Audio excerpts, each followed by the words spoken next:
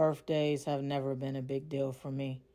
I'm not the type to throw a party or expect surprises. Every year I give myself the same gift, time. Time to reflect, to be alone, to do something that feels like it's just for me. This year was no different. Mykonos was calling my name and I was ready to answer. The beaches, the sunsets, the air that smells like salt and freedom. It felt like the perfect escape.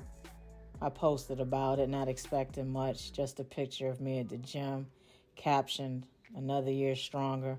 Mykonos, here I come." The comments came in fast. Friends, co-workers, the usual birthday wishes. But it was her reply that stopped me mid-scroll. "Happy birthday, Dom. Mykonos sounds like the perfect way to celebrate." Simple, but knowing it was from her made it feel like more. I could have ignored it, kept things surface level, but something in me didn't want to. "Thanks, V. It's my favorite place to unwind. You love it. Perfect for clearing your head." Her reply came quicker than expected, saying, "I could definitely use that right now." "You're welcome to join me," I replied, letting the invitation hang there. Her response was predictable. "I wish, but I can't just drop everything and fly to Greece."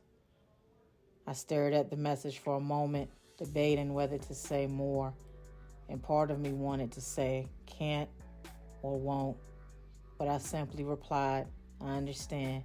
Thanks for the birthday wishes." The flight to Mykonos was uneventful, but my mind wasn't quiet. I couldn't stop thinking about her, how she'd been so quiet lately, but still managed to slip into my thoughts like she belonged there. When I landed, the sun was just beginning to set. The colors painted the sky in the shades of orange and gold, and for the first time in weeks, I felt myself relax. My villa was everything I needed it to be. Quiet, luxurious, with a view that made the world seem endless. The first day I let myself breathe. Just me, the sun, and the sound of the waves. The second day I explored the island, walking streets lined with whitewashed buildings and blue domes. It was perfect, but still something was missing. While I was sipping whiskey and taking in the breathtaking views, I got a message from V. It was short, but it stopped me in my tracks. "I'm here." 2 words. For a moment, I didn't move. My glass frozen halfway to my lips. My mind replaying the message as if reading it a second or third time might change the meaning. But no, she was here. V was in Mykonos. I set the glass down, leaning back in my chair, the smirk tugging at the corner of my mouth, betraying my surprise. Of all the things I expected, this wasn't one of them. She hadn't said a word during our last exchange, hadn't hinted at even a possibility. But now she's here. I didn't ask how or why. That wasn't important.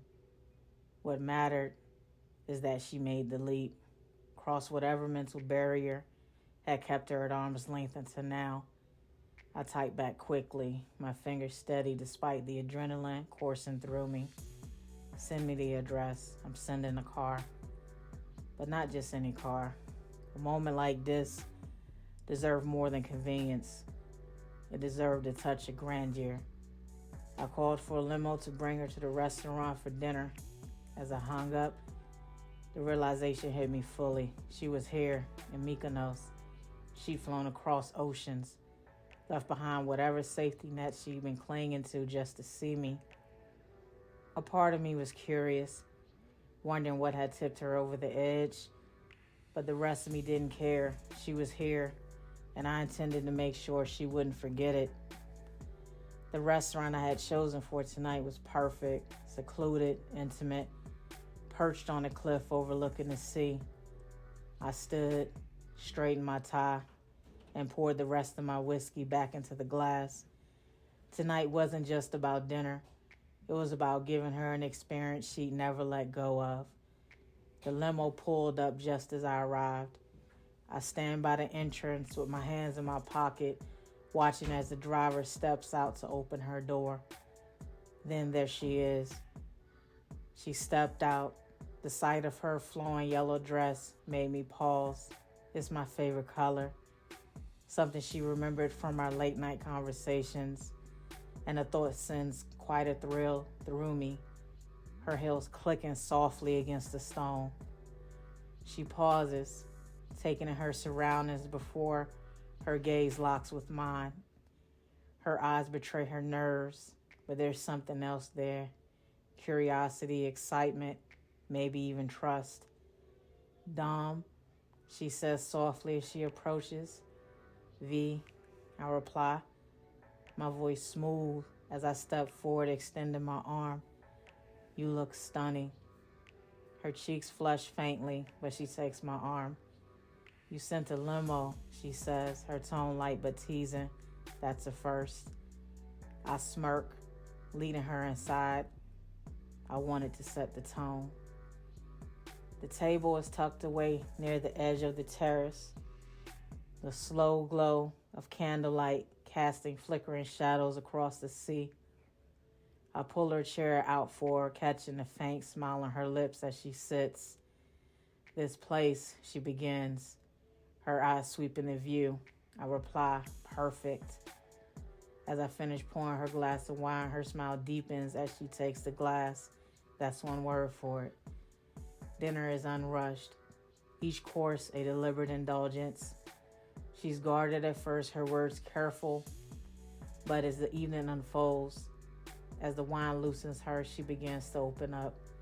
She talks about the flight, about how impulsive this all feels. She tells me how she almost didn't come, and then her voice softens, her eyes lowering to her glass. "I've never done this before," she says. "I've never been with a woman." Her words hang between us, vulnerable but steady. She lifts her eyes to meet mine as if gauging my reaction. "V, this, being here with you, isn't about a goal or crossing some invisible line. It's about you, all of you, your thoughts, your presence, the way you challenge me without realizing it. That's what draws me in.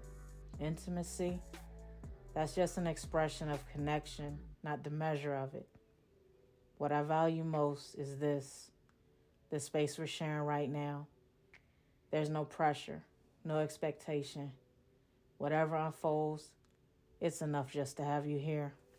V's eyes soften, and she exhales slowly, as if letting go of something she's been holding on for far too long. "I didn't realize how much I needed to hear that," she says, her voice quiet but filled with emotion.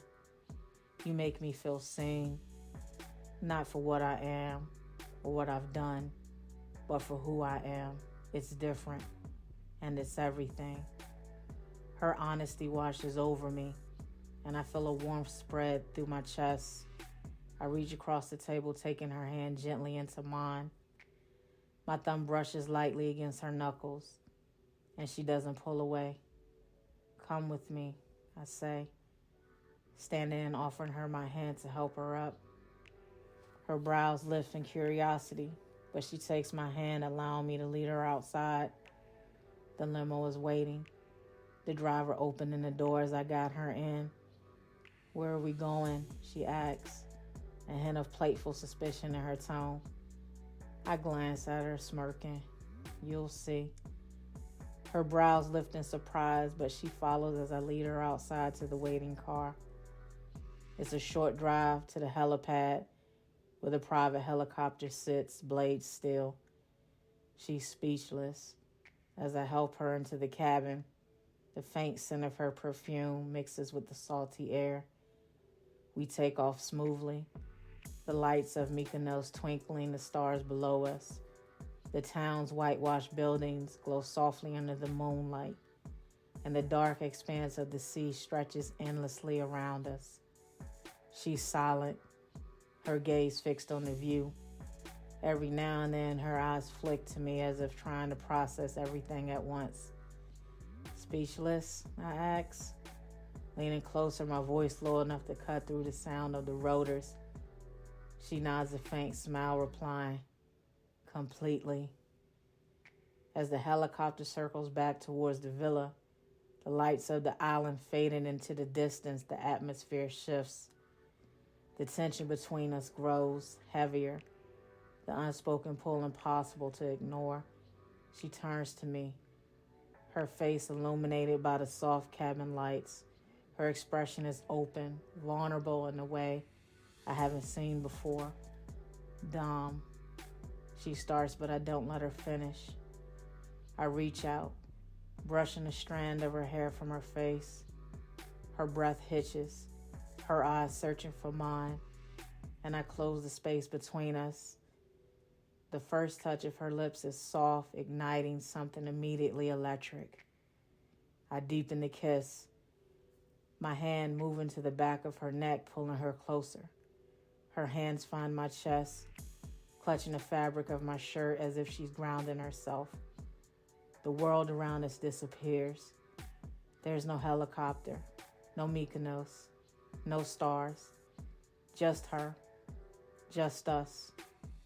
The kiss slows, but neither of us move away. Her forehead rests against mine, her breath mingling with mine in the quiet aftermath. Time feels suspended, the moment heavy with the weight of everything spoken. Then her phone buzzes. The sound cuts through the silence, sharp and intrusive. She pulls back slightly, her brow furrowing as she retrieves it. The screen of her phone lights up, catching my eye. She glances at it quickly, her expression tightening as she reads the message. Where are you?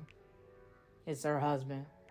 Her hand trembles slightly as she locks the phone and slips it back into her bag. The shift in her energy is palpable. Conflict, guilt, uncertainty, all written across her face. But then something changes. She strains her shoulders, her jaw tightening as if making a decision. Slowly, she reaches into her bag, pulls out the phone again, and powers it off. The screen goes dark, and she places it beside her, out of sight and out of reach. When her eyes meet mine again, there's a quiet resolve in them, a fire that wasn't there before. I don't want to think about him, she says. Not tonight, not here. I stay silent, letting her words fill the space between us, heavy and deliberate. I want to experience this. You. She continues, her gaze locking onto mine. Whatever this is, I don't want to fight it anymore. Her confession lingers in the air, raw and unfiltered. And for the first time, it feels like she's fully present, unguarded. The sound of the rotors hums softly around us. The lights of Mykonos glitter below, but all I can focus on is her. V. I start, my voice low, but she leans forward slightly, cutting me off with the intensity in her eyes. Don't say anything, she whispers, her tone both firm and pleading. Just let me feel this. I hold her gaze, my voice dropping to a low, steady hum. You don't have to ask me for permission to feel, V. You deserve this, deserve to let go, to be seen, to be wanted for all that you are. I reach for her hand, my thumb brushing softly as I lean in closer to the space between us, charged and electric. Whatever you feel, whatever you need tonight, it's yours. No judgment, no pressure, just us. And in that moment, the weight of what's to come settles between us, unspoken but undeniable. The helicopter circles back toward the villa, and as the night stretches on, one thing is clear. Nothing will ever be the same again.